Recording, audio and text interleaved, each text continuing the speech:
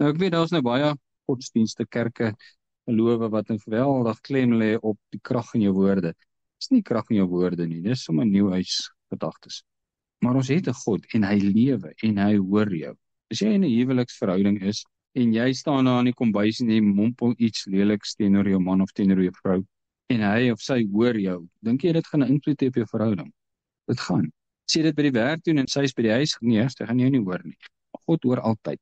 En dit gaan 'n invloed hê op my verhouding met hom. Dit gaan 'n invloed hê op sy optrede teenoor my.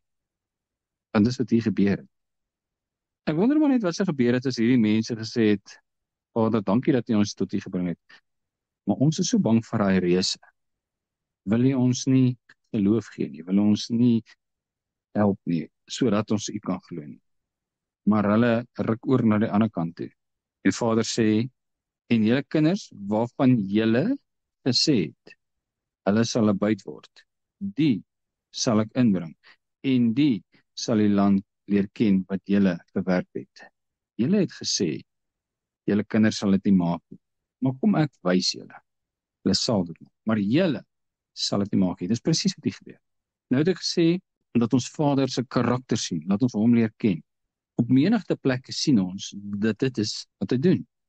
Hy sê vir ek kan nie onthou wat was die situasie, die wonderwerk wat hy gedoen het in die nuwe verbond nie, maar hy sê vir die persoon, laat dit vir jou wees, soos wat jy geglo het. Dis wat jy geglo het, dis wat dit gaan wees. Dis wat jy gesê het van jou kinders, dis hoe dit gaan wees. Bedoelende, Vader hoor op. Dis nie gebed nie. Dis nie iemand wat iets vra nie. Dis 'n roekelose uitspraak van hierdie ouers oor hierdie kinders. Maar 'n positiewe geloof van hierdie persoon wat in Yeshua glo, en hy sê, soos wat jy geglo het, dat dit op jou wees. En Hiskia, hy het by die brief wat die Rapsake daar afgelaai het namens hulle koning, en hulle sê, ons gaan julle verwoes, en hy gaan met die brief na Vader toe, en hy sê, Vader, kyk wat sê hulle. Hy sê, regtig, is dit wat hulle van my sê? Kom, ek wys hulle, wie sê ek? En wat doen hy? Hy vernietig hulle, sonder eers bydra van die Israeliete. En Goliat gaan, en hy daag die slagorde van die Israeliete uit. En hy sê, bring 'n man, dat ek julle kan verslaan, want wie is julle? En Vader sê, wat het hy gesê?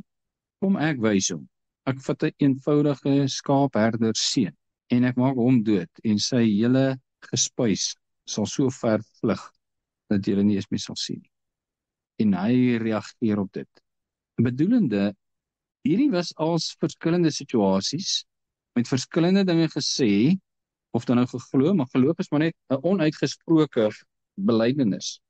Almal verskil van mekaar, en Vader tree verskillend op. En wat sien ons daaruit? Dat hy kyk na elke mens uniek. Hy kyk na my en hy sê, wie is hierdie persoon? Wat is in sy hart? Hoe sien hy die lewe? Hoe lyk sy verlede? Wat is sy opvatting oor dinge? Hoe tree hy op? En kan ek maar naby sê, hoe glo hy?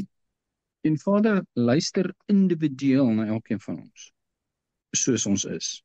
Ek wil nie hê dit moet snaaks klink nie. Ek kan hom nie manipuleer, maar hy ken my hart, hy kyk na my. En hy sien hoe ek glo. Nou, weer eens, as jy bevoorreg is en jy 10 kinders, dan sal jy kan getuig dat elkeen van daai 10 kinders is verskillend en elkeen hanteer jy verskillend.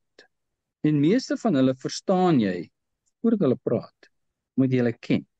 En eintlik weet jy wat in hulle hart is, sonder dat hulle weet jy weet wat in hulle hart is, want jy ken hulle. En jy tree verskillend op teenoor hulle, jy tree op soos wat hulle hart is, soos wat hulle glo, soos wat hulle sê. Nou wat probeer ek sê? Vader sien ons raak as 'n individu en nie as 'n ritueel nie.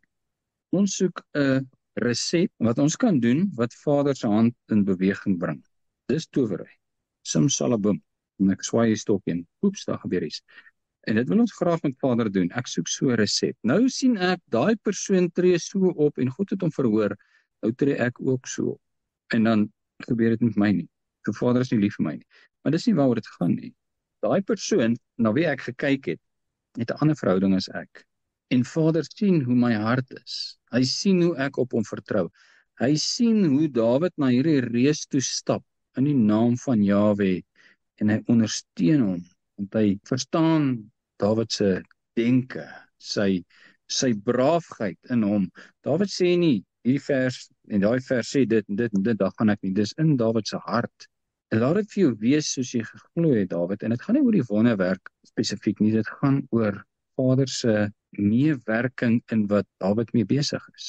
Hy hoor jou woorde, hy sien jou hart. En as dit negatief is, tree hy negatief op. En as dit positief is, tree hy positief op.